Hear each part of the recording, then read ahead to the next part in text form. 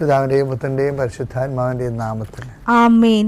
അമ്മേ പരിശുദ്ധമേ, അമ്മേ പരിശുദ്ധമേ, ദൈവമാതാവേ, ദൈവമാതാവേ, കൃപാസനത്തിലൂടെ ഞങ്ങൾക്കും ഞങ്ങളുടെ ദേശത്തിനും അമ്മ മധ്യസ്ഥം തേടി തന്ന എല്ലാ അനുഗ്രഹങ്ങൾക്കും കൃപകൾക്കും ഞങ്ങളിപ്പോൾ ഹൃദയം നിറഞ്ഞ നന്ദി പറയുന്നു.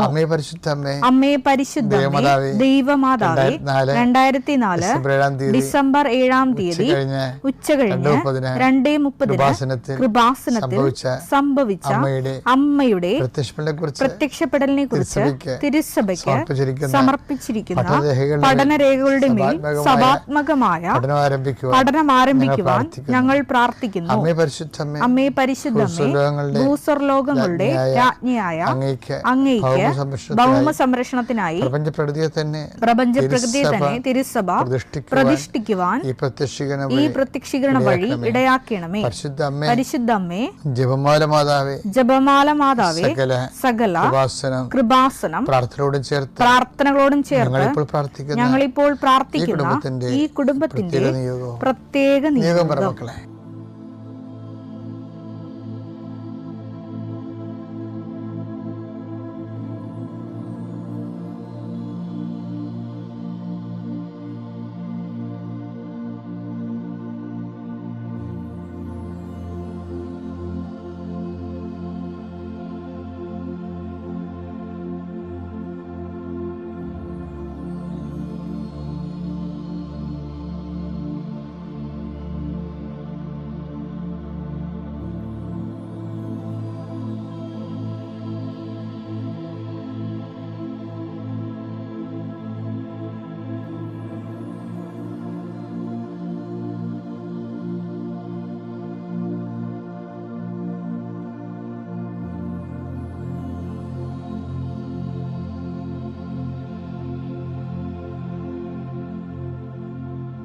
അമ്മയുടെ പ്രത്യക്ഷീകരണത്തിന്റെ ഈ അനുഗ്രഹവേളയിൽ ഞങ്ങൾക്ക് സാധിച്ചു തരുവാൻ കനിയണമേ.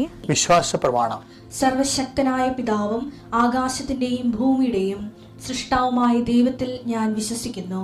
അവിടുത്തെ ഏകപുത്രനും ഞങ്ങളുടെ കർത്താവുമായ ഈശോമിശിഹായിലും ഞാൻ വിശ്വസിക്കുന്നു.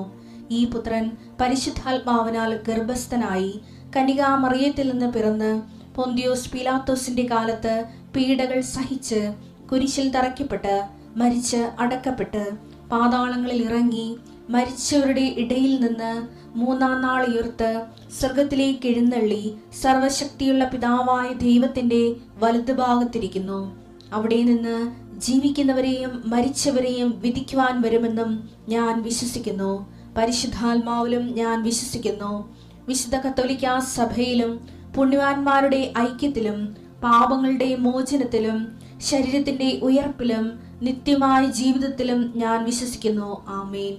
സ്വർഗ്ഗസ്ഥനായ ഞങ്ങളുടെ പിതാവേ, അങ്ങയുടെ നാമം പൂജിതമാകണമേ. അങ്ങയുടെ രാജ്യം വരണമേ. അങ്ങയുടെ തിരുമനസ് സ്വർഗത്തിലെ പോലെ ഭൂമിയിലും ആകണമേ. അന്നു വേണ്ടുന്ന ആഹാരം ഇന്ന് ഞങ്ങൾക്ക് തരണമേ. ഞങ്ങളോട് തെറ്റ് ചെയ്യുന്നവരോട് ഞങ്ങൾ ക്ഷമിക്കുന്നത് പോലെ ഞങ്ങളുടെ തെറ്റുകൾ ഞങ്ങളോടും ക്ഷമിക്കണമേ.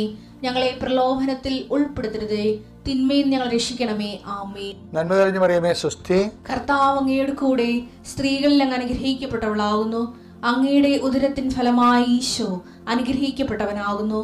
പരിശുദ്ധ മറിയമേ, തമ്പുരാന്റെ അമ്മേ, പാപികളായ ഞങ്ങൾക്ക് വേണ്ടി ഇപ്പോഴും ഞങ്ങളുടെ മരണസമയത്തും തമ്പുരാനോട് അപേക്ഷിക്കണമേ. ആമേൻ. രാവിലെയുള്ള പ്രാർത്ഥനയ്ക്ക് നമ്മുടെ ഓരോ ദിവസത്തിന് വേണ്ട ഡെയിലി ബ്രെഡാണല്ല ഇത്. അപ്പം നിങ്ങൾ ഇപ്പോൾ ഓരോരോ സ്ഥലങ്ങളിലേക്ക് പോകത്തില്ലേ, അപ്പോൾ ഓരോരോ വിഷയങ്ങളിൽ ഏർപ്പെട്ടില്ലേ. ഇപ്പോൾ ഉദാഹരണത്തിന് ഭവന നിർമ്മാണ തടസ്സമാണ്. അപ്പം നിങ്ങൾ അതിൻ്റെ സ്കെച്ചും പ്ലാനും രാവിലെ പ്രാർത്ഥനയ്ക്ക് കൊണ്ടുവരണം.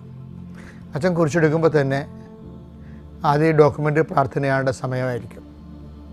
നിങ്ങളുടെ സ്കെച്ച് പ്ലാനുകളും നിങ്ങളുടെ എല്ലാ രേഖകളും കർത്താവിൻ്റെ ദിവസം സമർപ്പിക്കുന്നു എന്ന് പറയും. അതുപോലെ നിങ്ങളുടെ വിദേശ യാത്രയ്ക്കൊക്കെ പോകണവരില്ലേ, അവിടെ ടിക്കറ്റുകൾ എടുക്കണം. ടിക്കറ്റുകൾ, പാസ്പോർട്ട്, രാവിലെയുള്ള ഡെയിലി ബ്രെഡ് പ്രാർത്ഥനയുടെ സമയത്ത്. അപ്പോൾ തന്നെ പരീക്ഷയ്ക്ക് പോകുന്നവർ അതിൻ്റെ ഹോൾ ടിക്കറ്റ് എടുക്കണം. ആശുപത്രി പോകുന്നവർ അതിൻ്റെ ആശുപത്രിയുടെ ബുക്കില്ലേ, ആശുപത്രിയുടെ നിങ്ങളുടെ ഡയഗ്നോസിൻ്റെ പേപ്പറും മരുന്ന് എഴുതി പ്രിസ്ക്രിപ്ഷൻ പേപ്പർ ആവശ്യങ്ങൾ രാവിലെ എടുക്കണം. ആ മേഖലകളിലെല്ലാം കർത്താവിനത് പരിശുദ്ധമ്മയുടെ മാധ്യസ്ഥത്തിൽ ഇത് ഉടമ്പടി പ്രാർത്ഥനയുടെ തന്നെ മറ്റൊരു അതിൻ്റെ ഭാഗമായിട്ട് വരുന്നതാണ്. അവർക്ക് വീഞ്ഞില്ല എന്ന് അമ്മ പറയുന്നിടത്ത് വെച്ച് മനുഷ്യൻ്റെ ഭൗതിക ആവശ്യങ്ങളുടെ മേൽ ദൈവത്തിൻ്റെ ശ്രദ്ധ ക്ഷണിച്ചുകൊണ്ട് കർത്താവിൻ്റെ അതിൻ്റെ അകത്ത് ഉൾപ്പെടുത്തി ആ വിഷയം നമ്മളെപ്പോലെ ദൈവത്തിൻ്റെ ആക്കിയെടുക്കുന്ന ഒരു സമർപ്പണ പ്രാർത്ഥനയാണ് രാവിലെ ഈ രേഖാപ്രാർത്ഥനയൊക്കെ ഉള്ളത്, ആ വിഷയം. പിന്നെ അതുപോലെ തന്നെ അച്ഛൻ പറഞ്ഞായിരുന്നു, നിങ്ങൾ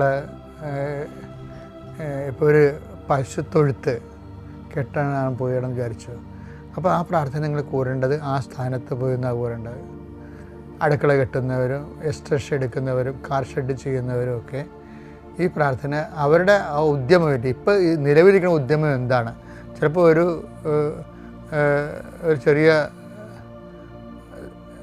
ഷോപ്പ് ചെയ്യുന്നവരായിരിക്കും. അപ്പം അങ്ങനെയുള്ളവർ ചില പലചരക്കട ചെയ്യുന്നവരായിരിക്കും. ചിലപ്പോൾ അതിന് കച്ചവടം ഇല്ലാതിരിക്കുന്ന അവസ്ഥയായിരിക്കും.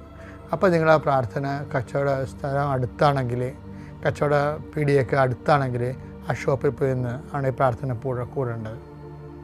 അപ്പോൾ എന്താണ് നിങ്ങൾ അനുഭവിക്കുന്ന പ്രയാസം, അത് ആ വിഷയവുമായിട്ട് ബന്ധപ്പെടുത്തി വേണം ഈ പ്രാർത്ഥന. അങ്ങനെ ഗുരുതരമായ വിഷയങ്ങളിരിക്കുന്നവർ, ഇപ്പോൾ കോടതിയിലെ കേസ് നടക്കണില്ലേ, അപ്പോൾ കേസ് നടക്കുന്നുണ്ടെങ്കിൽ കേസിൻ്റെ സമൻസ് ഉണ്ടെങ്കിൽ അത്, അതുപോലെ തന്നെ വക്കീലിന് കൊടുത്തിരിക്കുന്ന വക്കാലത്ത് ആ കേസിൻ്റെ അതിൻ്റെ കോപ്പി, എന്താണ് കോടതിയുടെ കോപ്പി കയ്യിലുള്ളത് അത് കയ്യിലുണ്ടാകണം. സ്ഥലം അളക്കുക, സ്ഥലം കൊടുക്കുക എന്നുള്ളത് ഒന്നെങ്കിലും പ്രമാണം ഉണ്ടായാൽ മതി കയ്യിൽ. അതിൻ്റെ എഗ്രിമെൻറ്റ് പേപ്പർ, പിന്നെ ഇൻ്റർവ്യൂവിനൊക്കെ പോവുകയാണെങ്കിൽ അതിൻ്റെ സർട്ടിഫിക്കറ്റ് കയ്യിലുണ്ടാകണം, ഫയലുണ്ടാകണം. അപ്പം ഇങ്ങനെ എല്ലാ ദിവസവും ഈ പ്രാർത്ഥന ഇതിൻ്റെ കൂടെ വരും. ഈ നമ്മുടെ രാവിലെയുള്ള ഡെയിലി ബ്രെഡ് പ്രാർത്ഥനയുടെ കൂടെ ഈ വിഷയങ്ങൾ രേഖകൾ സമർപ്പിക്കുന്ന സമർപ്പണ പ്രാർത്ഥന ഉണ്ടാകും. അത് നിങ്ങൾക്ക് മുട്ടനിക്കാൻ പറ്റുന്നൊരു മുട്ടയെന്ന് തന്നെ അത് പ്രാർത്ഥിക്കണം. ആദ്യത്തെ ഭാഗം അച്ഛൻ കുരിശെടുക്കുമ്പോൾ തന്നെ ഉള്ളത് ആദ്യമേ തുടങ്ങുന്നത് ഇതുപോലെയുള്ള രേഖകളെ സമർപ്പിക്കുന്ന പ്രാർത്ഥനയാണ്. അതിനുശേഷമാണ് പിന്നീട് രോഗികളെയൊക്കെ സംബന്ധിച്ച് ജീവിത വിഷയങ്ങളെ സംബന്ധിച്ച് പോകുന്നത്. ഒന്ന് ശ്രദ്ധിച്ചാൽ മതി, അതിൽ അപ്ഡേഷൻസാണ് വന്നിരിക്കുന്നതാണ്. നമുക്ക് പ്രാർത്ഥിക്കാം. രേഖകളുള്ളവരൊക്കെ രേഖകൾ കയ്യിലെടുക്കുക. കർത്താവിൻ്റെ ഉന്നതമായ നാമത്തിന് സ്തോത്രം ചെയ്യുന്നു. കർത്താവിൻ്റെ വിശുദ്ധ പൗരോഹിത്യത്തെ മഹത്വപ്പെടുത്തണമേ. കർത്താവ് സഭയിലുള്ള സാന്നിധ്യം ദൃഢമാക്കണം. 39 വർഷം ഞാൻ അർപ്പിച്ച കൃപാന്റെ യോഗ്യതയാണ്. കൃപാസ്ഥാനത്താലെ ജീവനോടെ പ്രത്യക്ഷപ്പെട്ട പരിശുദ്ധ അമ്മയുടെ മാധ്യസ്ഥത്തിലെ ഇന്നത്തെ യാത്രകളെ ആശീർവദിക്കുന്നു. കർത്താവ് രോഗികളെ ആശീർവദിക്കുന്നു. ഉച്ച മുതൽ ഉള്ളംകാല് വരെ ഓരോ രോഗങ്ങളെ പീഡ അനുഭവിക്കുന്നവരും ഉറക്കമില്ലാത്തവരെയും കർത്താവ് ഇന്നലെ ഉറങ്ങിയിട്ടില്ലാത്ത മക്കളെ ആശീർവദിക്കുന്നു. കർത്താവേ, കുടലിലെ കുരുക്കൾ, അൾസർ രോഗങ്ങൾ കർത്താവിൻ്റെ വിശുദ്ധമായ രക്തം കഴുകപ്പെട്ട് പ്രാർത്ഥിക്കുന്നു. ഹൃദയത്തിൻ്റെ ബ്ലോക്കുകൾ ഓപ്പറേഷൻ നിശ്ചയിച്ചിരിക്കുന്നവരെ സ്കാനിങ് റിപ്പോർട്ടിന് വേണ്ടി സ്കാൻ ചെയ്യാൻ പറഞ്ഞിരിക്കുന്നവരെ, എക്സ്റേ എടുക്കാൻ പറഞ്ഞിരിക്കുന്നവരെ, അവരെല്ലാം സങ്കടപ്പെടുന്നവർ എല്ലാ മക്കളെയും അങ്ങേക്ക് ഞാൻ ഏൽപ്പിച്ച് പ്രാർത്ഥിക്കുന്ന കർത്താവേ. വിവാഹം ഒത്തുവരാത്തവർ കർത്താവെ, ഇതുവരെക്കും അഡ്മിഷൻ കിട്ടാത്തവരെ, ഇതുവരെക്കും അഡ്മിഷന് ആവശ്യമായ പണം കിട്ടാത്തവരെ, ഓരോരോ വിഷയങ്ങളിൽ വല്ലാത്ത വേദന അനുഭവിക്കുന്നവരെ കർത്താവിൻ്റെ തിരുസന്നിധിയിൽ പ്രാർത്ഥിക്കുന്നു. കൂടെ ആ അപേക്ഷ സംഭവിക്കുകയും വർഷങ്ങളായിട്ട് മക്കളില്ലാതിരിക്കുകയും ചെയ്യുന്നവരെ, ഞങ്ങൾക്ക് ഈ ജന്മത്തിൽ മക്കളുണ്ടാകുമോ ഇല്ലയോ എന്ന് ഓർത്തിട്ട് വേദനപ്പെടുകയും ഇനി എന്തിനാണ് ജീവിച്ചിട്ടുള്ളത് വിചാരിച്ചത്, ഈ മക്കളില്ല എന്നുള്ള വിചാരത്തിൽ ജീവിതം മൊത്തം പോയെന്ന് പറഞ്ഞാൽ മൗഢ്യമായിരിക്കുന്ന വിഡ്ഢികളുടെ സഹോദരിയിരിക്കുന്നവരെ കർത്താവെ, അവരെ അങ്ങ് സ്പർശിക്കണം പ്രാർത്ഥിക്കുന്നു. അവർക്ക് കർത്താവെ, അവർക്ക് നിലനിൽപ്പിൻ്റെ വരം നൽകണമെന്ന് പ്രാർത്ഥിക്കുന്നു. അവരുടെ ജീവിതത്തിൽ അങ്ങ് സ്പർശിക്കുന്നവരെ, അടയാളങ്ങൾ അവരെ കാണുന്നവരെ കർത്താവിൻ്റെ കരുണ നിങ്ങൾ ആവശ്യപ്പെട്ട് പ്രാർത്ഥിക്കുന്നു. ജീവിത വൃത്തിക്ക് വേണ്ടി വിഷമിക്കുന്നവരെ കർത്താവെ, അവരുടെ കടങ്ങൾ സാമ്പത്തിക കടങ്ങൾ പരിഹരിക്കുന്നതിന് വേണ്ടി കണ്ണീരോടെ അലയുന്നവരെ, ഓരോരോ വാതിലും മുട്ടുന്നവരെ, എന്നിട്ടും തുറക്കാതെ അവൻ കണ്ണീരോടെ പിന്തിരിയുന്നവരുടെ മേൽ കർത്താവിൻ്റെ കാരുണ്യം ചൊരിയട്ടെ. പരിശുദ്ധ അമ്മ അവിടെ കരഗ്രഹിക്കട്ടെ. അവിടെ നീ നടക്കേണ്ട വഴി നിന്റെ മുഖത്ത് നോക്കിയാൽ ഉപദേശിക്കുന്ന ദൈവത്തിൻ്റെ കരുണ നിന്നെ ആവശ്യിക്കുകയും നീ എന്തിനു വേണ്ടിയാണോ, ആരെക്കുറിച്ചാണോ, എന്തിനെക്കുറിച്ചാണോ നീ ആകുലപ്പെടുന്നത് ആ വിഷയം, അത് കേസായാലും മക്കളായാലും പരീക്ഷയായാലും പ്രാർത്ഥനയായാലും വിവാഹമായാലും ഭവനമായാലും ഭവനമില്ലാത്ത അവസ്ഥയായാലും എന്തെല്ലാം കാര്യങ്ങളെക്കുറിച്ചുകൊണ്ട് നീ വേദനിക്കുന്നുവോ ആ മേഖലകളിലെല്ലാം ഈ ദിവസം ദൈവത്തിൻ്റെ കരുണ ചൊരിയട്ടെ. എൻ്റെ കൃപ ഞാൻ അർപ്പിക്കുന്ന കൃപാന്റെ ശക്തിയാൽ നീ ഈശോയുടെ സാന്ത്വനം അനുഭവിക്കട്ടെ. നിത്യം പിതാവും പുത്രനും പരിശുദ്ധാനുമായ സർവീശ്വര നയിക്കുവാമേ.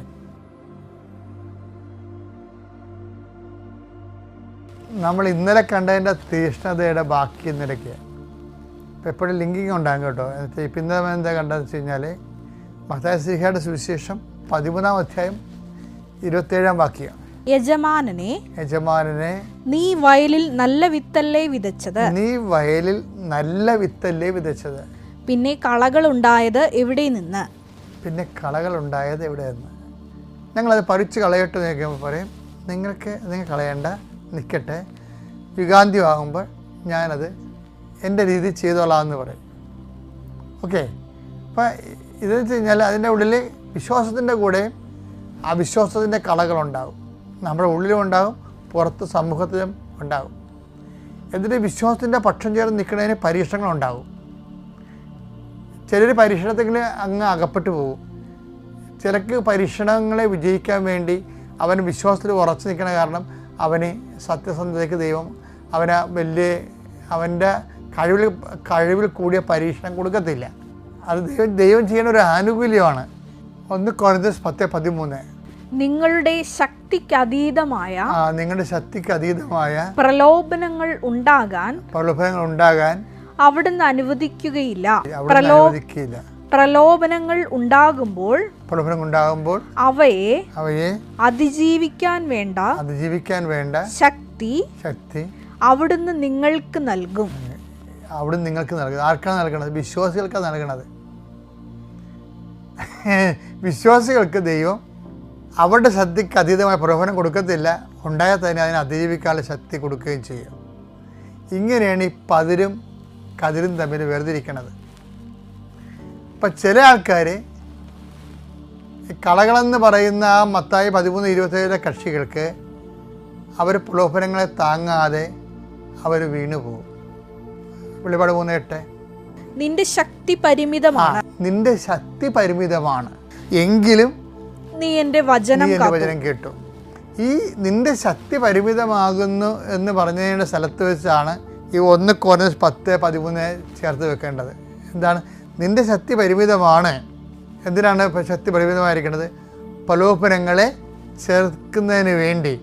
അപ്പം ദൈവം ഒരു ആനുകൂല്യം കൊടുക്കും. എന്താണ് അവർ കൊടുക്കുന്നത്? പ്രലോഭനങ്ങൾ ഉണ്ടാകുമ്പോൾ അവയെ അതിജീവിക്കാൻ വേണ്ട ശക്തി അവിടുന്ന് നിങ്ങൾക്ക് നൽകും. ഇവിടെ വെച്ച് ഇതിനെ അതിജീവിക്കാനുള്ള ശക്തി പരിമിതമായത് കൊണ്ടാണ് ഈ ശക്തി നൽകണത്.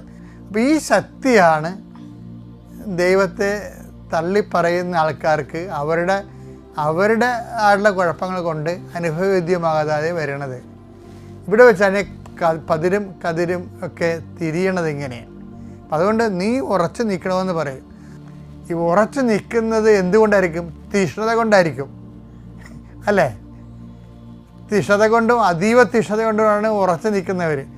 അപ്പം അതുകൊണ്ട് ഏലിയായാണ് തീഷ്ണതയുടെ വലിയ ആൾ.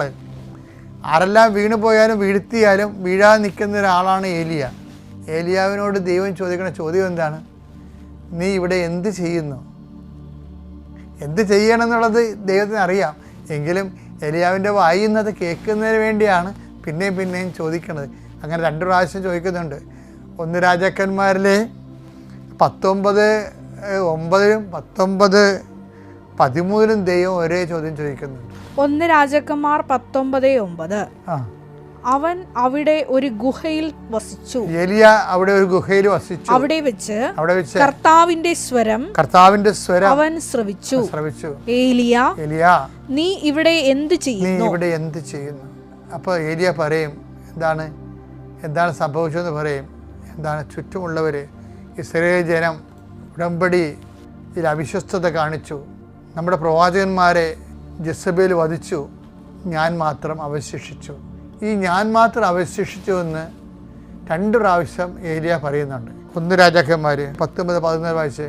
അവൻ പ്രതിവചിച്ചു സൈന്യങ്ങളുടെ ദൈവമായ കർത്താവിനെ പ്രതി ഞാൻ അതീവ തീക്ഷ്ണതയാൽ ജ്വലിക്കുകയാണ്. ഇസ്രായേൽ ജനം അവിടുത്തെ ഉടമ്പടി ലംഘിച്ചു. അതാണ് നമ്മുടെ നല്ല കാര്യങ്ങൾക്കെല്ലാം കൂടെ നിന്ന ചില ആൾക്കാരും നമുക്കൊരു മോശം ടൈം വരുമ്പോൾ അവരങ്ങനെ എന്താ ഞാൻ അങ്ങോട്ട് നീങ്ങട്ടെ എന്ന് ചോദിക്കത്തില്ലേ, അതുപോലെ ഓരോരുത്തരും പോകുന്നുണ്ട്. അതാണ് ഇത്രയും തീക്ഷ്ണമായിട്ട് ഏലിയ പറയണത്. നീ ഇവിടെ എന്ത് ചെയ്യണമെന്ന് ചോദിക്കുമ്പോൾ പറയും, ഞാൻ എൻ്റെ ദൈവമായ കർത്താവിനെ കുറിച്ചുള്ള തീക്ഷ്ണതയായി ജ്വലിക്കുകയാണ്. ഇസ്രായേൽ ജനം അങ്ങനെ ഉടമ്പടി ബ്രേക്ക് ചെയ്തു, വിശ്വസ്ത കാണും. പിന്നെ എന്താ പറയണത്? അവർ അങ്ങയുടെ ബലിപീഠങ്ങൾ തകർത്തു. അങ്ങയുടെ അവര് കുർബാന നടക്കത്തില്ലേ? അതാണ് ഈ സംഭവം. നമുക്ക് എന്തെങ്കിലും നക്കാപ്പിച്ച് നമ്മൾ ചോദിച്ച കാര്യം ദൈവം തന്നില്ല എന്നുണ്ടെങ്കിൽ അപ്പം നമ്മളൊന്ന് കുർബാന മുടക്കത്തില്ലേ? അപ്പം ഒരുത്തൻ കുർബാന മുടക്കണ കാണുമ്പോൾ കൂടെ നിൽക്കണവനും മുടക്കും, ഒരുത്തൻ കുർബാന മുടക്കണ കാണുമ്പോൾ കൂടെ നിൽക്കണവനും മുടക്കും. അവർ തങ്ങളുടെ ബലിപീഠങ്ങൾ തകർത്തു. അങ്ങയുടെ പ്രവാചകന്മാരെ വാളിനിരയാക്കുകയും ചെയ്തു. നമ്മുടെ അച്ഛന്മാരെയൊക്കെ പള്ളിയിൽ വീട്ടിലിരുന്നുകൊണ്ട് എപ്പോഴും പള്ളി കമ്മിറ്റിയിലും മറ്റു സംഘടനകളൊക്കെ പ്രവർത്തിക്കുന്നവർ അവരുടെ കുഞ്ഞുമക്കളെ കേൾക്കുകയും പള്ളിയിലെ അച്ഛന്മാരെ കുറിച്ചൊക്കെ തോന്നിവാസങ്ങൾ പറയുകയില്ലേ. അവർ തങ്ങളുടെ പ്രവാചകന്മാരെ, ചില അച്ഛന്മാരായാലും ശരി ആരായാലും ശരി, അവർക്ക് മാനുഷികമായിട്ട് ബലഹീനതയൊക്കെ ഉണ്ടാകാം. പക്ഷേ അതേസമയം തന്നെ സ്ഥിരമായിട്ട് അച്ഛന്മാരെ വിമർശിക്കുന്നവരുടെ കുടുംബങ്ങളിൽ നിന്ന് കൊടിയ നിരീശ്വരന്മാരുണ്ടാകും. നിങ്ങളുടെ മക്കളുടെ ഹൃദയത്തിൽ നിന്ന് പ്രഭു അങ്ങനെ നല്ല വിത്തല്ലേ വിതച്ചത്, കടകൾ എങ്ങനെ ഉണ്ടായി. ഇപ്പം ദൈവം വിതക്കുമ്പോൾ വീട്ടിലുള്ളവർ തന്നെ അത് എടുത്ത് മാറ്റും. ഇപ്പം കാറ്റഗിസത്തിൻ്റെ ദിവസങ്ങളിൽ കല്യാണത്തിന് മക്കളെയും പിടിച്ചുകൊണ്ട് പോകുന്ന അമ്മമാരില്ലേ, അപ്പോൾ അമ്മമാരുടെ മുമ്പിൽ പിള്ളേർക്ക് മനസ്സാകും കാറ്റഗിസത്തിന് വലിയ കാര്യമൊന്നുമില്ല, അമ്മയല്ലേ ദൈവം അവരുടെ. അപ്പോൾ അതുകൊണ്ട് അമ്മമാർ തന്നെ, ഇപ്പം നിങ്ങളെ മക്കൾ കഞ്ചാവാണ്, മക്കളെ പോലീസ് പിടിച്ചു, അവനൊന്നും ചെയ്തില്ല വെച്ചാൽ എന്നൊക്കെ നിലയം പിടിച്ച് വരികയല്ലേ. അപ്പോഴൊക്കെ ഞാൻ അവരോട് ചോദിക്കും, നിങ്ങൾ നല്ല കാലത്ത് ഈ കുഞ്ഞുങ്ങൾക്ക് ദൈവപേടി കൊടുക്കാതെ അടിയന്തരത്തിന് അനിയത്തിൻ്റെ കല്യാണം മനസ്സമ്മതം എന്നൊക്കെ പറഞ്ഞുകൊണ്ട് കാറ്റഗിസം മുടക്കി ഇതിനൊക്കെ വലിച്ചുകൊണ്ട് പോകണില്ലേ. അതിപ്പോൾ എന്ത് ചെയ്യും? ഇപ്പം അന്ന് അവരുടെ ഉള്ളിൽ നിന്ന് ദൈവം നിങ്ങളെ എടുത്ത് കളഞ്ഞു. അത് ശത്രു ചെയ്ത പണിയാണെന്ന് കളകൾ വിതച്ചു. അതിനേക്കാൾ പ്രധാനപ്പെട്ടാണ് മനസ്സമ്മതം എന്ന് പറഞ്ഞുകൊണ്ട് വിളിച്ചുകൊണ്ട് പോകും. അപ്പം നമുക്കറിയത്തില്ല, പിന്നീട് ഇത് തിരിച്ചു വരും എല്ലാം കൂടി. അപ്പം നമ്മൾ താങ്ങത്തില്ല, ജയിലിൽ പോയി കാണേണ്ടി വരും. അതാണ് പ്രശ്നം. ആരും കുറ്റം പറഞ്ഞിട്ട് കാര്യമില്ല. അപ്പം അതുപോലെ തന്നെ എപ്പോഴും ശ്രദ്ധിക്കണേ, ഇപ്പം ഇങ്ങനെ വരുമ്പോൾ മറ്റുള്ളവരൊക്കെ ഇങ്ങനെ ചെയ്യുമ്പോൾ നമുക്കും അങ്ങനെ ചെയ്യാൻ തോന്നും. അതുകൊണ്ടാണ് ഈ ഏരിയ പ്രത്യേകം പറയണത്, ഇങ്ങനെയൊക്കെ സംഭവിച്ചു, കൂടെ നേരൊക്കെ പോയി, ഞാൻ മാത്രം അവശേഷിച്ചു. അപ്പോൾ ദൈവത്തിനുസന്നിധി ചിലപ്പോൾ 99 പോയെന്ന് വരും. അപ്പോഴും നീ മാത്രം അവശേഷിക്കാൻ വേണ്ടി നിനക്കും എനിക്കും വേണ്ടി എഴുതിയ സുവിശേഷമാണിത്. ഞാൻ മാത്രം അവശേഷിച്ചു. പ്രാർത്ഥിക്കുക. കർത്താവായ ദൈവമേ, എല്ലാ തരത്തിലുള്ള പ്രലോഭനങ്ങളും ആത്മീയ വീഴ്ചകളും വിശ്വാസ തകർച്ചകളും സംഭവിക്കുമ്പോഴും ഏലിയായെ പോലെ വിശ്വാസത്തിന്റെ പേരിൽ ദൈവസ്നേഹത്തിന് വേണ്ടി നിലനിൽക്കുവാൻ അതിജീവിക്കുവാൻ അവശേഷിക്കുവാൻ എന്നെ അഭിഷേകം ചെയ്യണമേ. Praise the Lord.